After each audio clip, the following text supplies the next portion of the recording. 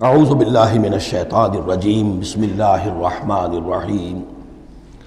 اس کے بعد یہ دو رکوع جو ہیں یہ بہت اہم ہیں، جیسا کہ میں نے عرض کیا تھا۔ یہ حضرت عبداللہ ابن عباس رضی اللہ تعالیٰ عنہما کے نزدیک یہ تورات کی تعلیم کا نچوڑ ہے، 10 commandments, the Quranic version of 10 commandments. تورات میں جو احکام عشرہ آئے تھے اس کا یہ قرآنک ورژن ہے جو یہاں پر آ رہا ہے۔ اس کا خلاصہ ہم پہلے پڑھ چکے ہیں سورہ انعام کے آخری حصے میں، یہاں ذرا وہی باتیں ہیں کہ ذرا تفصیل سے آئی ہیں۔ وَقَضَىٰ رَبُّكَ أَلَّا تَعْبُدُوا إِلَّا إِيَّاهُ، تیرے رب نے فیصلہ کر دیا ہے کہ نہیں پوجو گے سوائے اس کے کسی کو۔ وَبِالْوَالِدَيْنِ إِحْسَانًا، اور اللہ کے اور والدین کے ساتھ احسان، نیک سلوک۔ یہ چوتھا مقام آ گیا جہاں کہ اللہ، تیسرا مقام آیا ہے، چوتھا مقام سورہ لقمان میں آئے گا، اللہ کے حقوق کے فوراً بعد والدین کے حقوق۔ اما یبلغن عندک الکبر، اگر پہنچ ہی جائیں وہ دونوں بڑھاپے تک تمہارے پاس، احدہما، وہ اکیلے، کوئی ایک ان میں سے، اور کلاہما، یا دونوں، یعنی والدین اس بڑھاپے کی اور ضعیفی کی عمر کو پہنچ گئے، یا والد فوت ہو گئے والدہ ضعیفی کی عمر کو پہنچ گئی، یا والدہ فوت ہو گئی والد ضعیفی کی عمر کو پہنچ گئے، یا دونوں کے دونوں ضعیفی کی عمر کو پہنچ گئے۔ اما یبلغن عندک الکبر احدہما او کلاہما فلا تقل لہما اف، تو انہیں اف تک مت کہو، جھڑکنا نہیں، ولا تنہرہما، ان کو جھڑکو مت، وقل لہما قولا کریما، ان سے بات کرو نرمی کے ساتھ، ادب کے ساتھ۔ کسی وقت ان کی بات ٹالنی بھی پڑ جاتی ہے، ابا جان یہ بات تو میں نہیں کر سکتا، میری مجبوری ہے، لیکن سختی کے ساتھ نہیں۔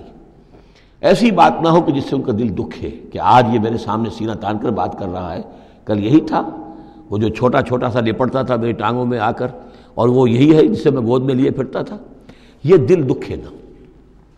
وَاخْفِضْ لَهُمَا جَنَاحَ الذُّلِّ مِنَ الرَّحْمَةِ، یہ آگے جو میں نے کہا تھا والدین کے لیے بھی اپنے بازوؤں کو، کندھوں کو عاجزی کے ساتھ ان کے سامنے جھکا کر رکھو، سینہ تان کر بات نہ ہو ان سے، بات جب بھی ہو معلوم ہو کہ جھکے ہوئے ہیں، ان کا ادب کر رہے ہیں۔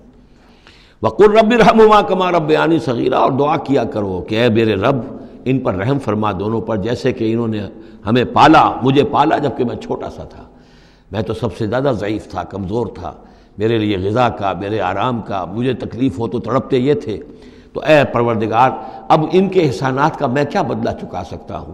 میں تجھ ہی سے درخواست کرتا ہوں کہ جو کچھ احسانات انہوں نے مجھ پر کیے ہیں تو ان کو، ان کے طفیل، تو ان کی خطائیں بخش دے اور ان پر رحم فرما۔ وَقُلْ رَبِّ ارْحَمْهُمَا كَمَا رَبَّيَانِي صَغِيرًا رَبُّكُمْ أَعْلَمُ بِمَا فِي نُفُوسِكُمْ، تمہارا رب واقف ہے خوب جو کچھ تمہارے دلوں میں ہوتا ہے۔ ان تکونوا صالحین فإنہ کان للأوابین غفورا، اگر تم واقعی نیک ہوگے تو یقیناً اللہ تعالیٰ تم میں سے جو واقعی اللہ کی طرف رجوع کرنے والے ان کے لیے غفور ہے۔ اس میں اشارہ ہے کسی وقت بوڑھے والدین، جیسے کہ ہم پڑھ آئے کہ لا یعلم من بعد علم شیئا، وہ کبھی بچوں کی سی آتیں نوت کر آتی ہیں، پھر کبھی وہ ایسی باتیں کہتے ہیں کہ جو نہیں کی جا سکتی، کہیں روکنا بھی پڑتا ہے، ٹوکنا بھی پڑتا ہے، لیکن یہ کہ اگر مجبوراً کہیں ایسی بات کرو اور کرو ادب کے ساتھ، سختی نہ ہو، تو پھر یہ کہ اللہ تعالیٰ جانتا ہے تمہاری نیت کو، کہ تم اگر اپنے والدین کی یہ بات نہیں مان پا رہے ہو، تمہاری مجبوری ہے، وہ تم جانتے ہو، اللہ تعالیٰ کے علم میں ہے، تو اللہ غفور اور رحیم ہے۔ وَآتِ ذَا الْقُرْبَىٰ حَقَّهُ، اور قرابت داروں کو بھی ان کا حق ادا کرو، والمسکین، اور مسکین کو، وابن السبیل، اور مسافر کو، ولا تبذر تبذیرا، اور نام و نمود کے لیے اپنی دولت مت اڑاؤ۔ تبذیر جو ہے اسراف سے بہت بڑا جرم ہے۔ اسراف یہ ہے کہ ضرورت میں ضرورت سے زائد خرچ کیا جائے۔ کھانا آپ کی ضرورت ہے، وہ کھانا ایک سالن روٹی سے بھی آپ کی غذا پوری ہو سکتی ہے، لیکن 4 کھانے، یہ اسراف ہے۔ کپڑا آپ کی ضرورت ہے لیکن وارڈروب بھری ہوئی ہیں کپڑوں سے، یہ اسراف ہے۔ جتنے آپ کے لیے لازم ہے، ضروری ہے، وہ رکھیے۔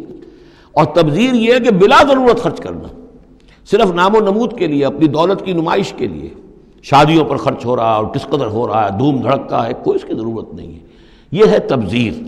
ولا تبذر تبذیرا، اپنی دولت کو نام و نمود کے لیے مت اڑاؤ۔ ان المبذرین کانوا اخوان الشیاطین، یقیناً یہ مبذرین جو ہیں، یہ فضول خرچی کرنے والے، بیکار دولت اڑانے والے، اپنی دولت کی نمائش کے لیے، یہ شیطانوں کے بھائی ہیں۔ یہ کیوں ہے؟ یہ بات جب میری سمجھ میں آئی تھی تو بہت قرآن مجید کے ایک اعجاز کا ایک پہلو مجھ پر منکشف ہوا تھا کہ وہ جو آیت ہم پڑھ چکے سورہ مائدہ میں، شیطان کیا چاہتا ہے؟ انما یرید الشیطان ان یوقع بینکم العداوۃ والبغضاء فی الخمر والمیسر، شیطان یہ چاہتا ہے کہ تمہارے مابین دشمنی پیدا کرے، بغض پیدا کر دے شراب اور جوئے کے ذریعے سے۔ وہی بغض اور دشمنی جو ہے وہ اس سے پیدا ہوتی ہے کہ کسی سیٹھ صاحب کی بیٹی کی شادی ہے اور اس پر جو کچھ ہو رہا ہے، وہ جو پوری کوٹھی جو ہے وہ بنی ہوئی ہے، بقائے نور بنی ہوئی ہے اور دھوپ دھڑ رہا ہے. اچھا اسی سیٹھ صاحب کا کوئی شوفر بھی ہوگا، کوئی پہرے دار ہوگا، کوئی مالی ہوگا، کوئی اس کا خانسامہ ہوگا، اس کی بچی شاید بوڑھی ہو رہی ہو، اس کے ہاتھ پیلے نہیں ہو رہے ہیں، کیا ہوگا اس کے دل میں؟ کیا چھریاں نہیں چل رہی ہوں گی اس کے دل میں؟ کیا پھر محبت پیدا ہوگی یا نفرت پیدا ہوگی؟ پھر تو ایسا ہوگا کہ جب اس کا داؤ چلے گا یہ پیٹ پھاڑے گا اپنے اس سیٹھ کا اور لے کر جائے گا. یہ ہے وہ دشمنی ڈالنے والی بات، تبذیر جو ہے، جس سے کہ دشمنی پیدا ہوتی، طبقاتی شعور پیدا ہوتا ہے.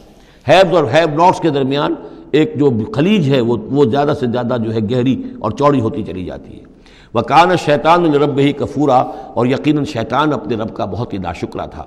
صدق اللہ العظیم.